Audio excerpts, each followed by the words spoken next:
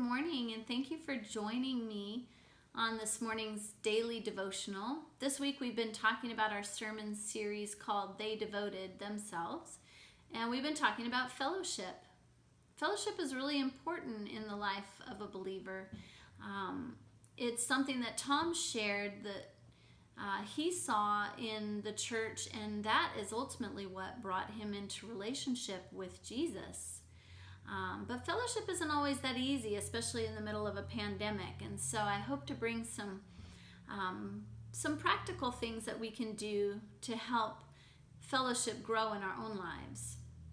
As believers, we have the privilege of opening the door of fellowship for people to come into relationship with Jesus and also to find a sense of belonging.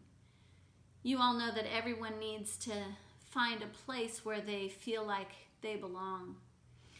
In Philippians, Paul tells us to consider others better than ourselves. That's very practical advice, but it's not something that just comes naturally to us.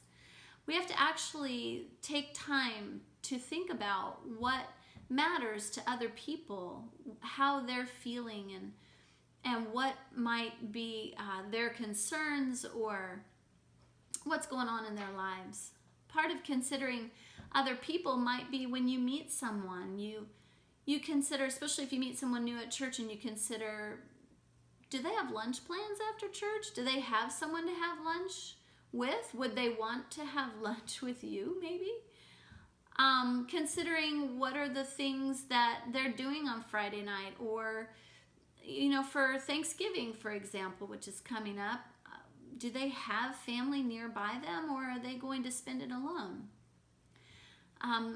It means sometimes considering who's praying for them when they're going through something difficult, and who would they call to celebrate a answer to prayer or a job promotion. Could it be that would be something they would share with you? We can show our faith through how we care for people, how we carry their burdens, how we encourage them, and how we celebrate with them.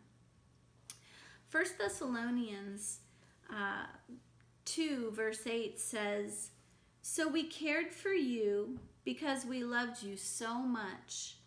We were delighted to share with you not only the gospel of God, but our lives as well." You see, when we love people well, then we open the opportunity for them to come to know Christ. To open the door of fellowship essentially means that we invite people into our lives in a very practical sense.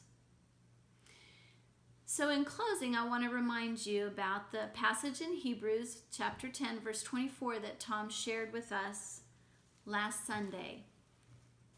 And it says this, "And let us consider how we may spur one another on toward love and good deeds. Let us not give up meeting together, as some are in the habit of doing, but let us encourage one another, and all the more as you see the day approaching." I hope you'll grow in fellowship this week. Open your life to those around you and allow Jesus to love them through you. Thanks, and have a blessed week.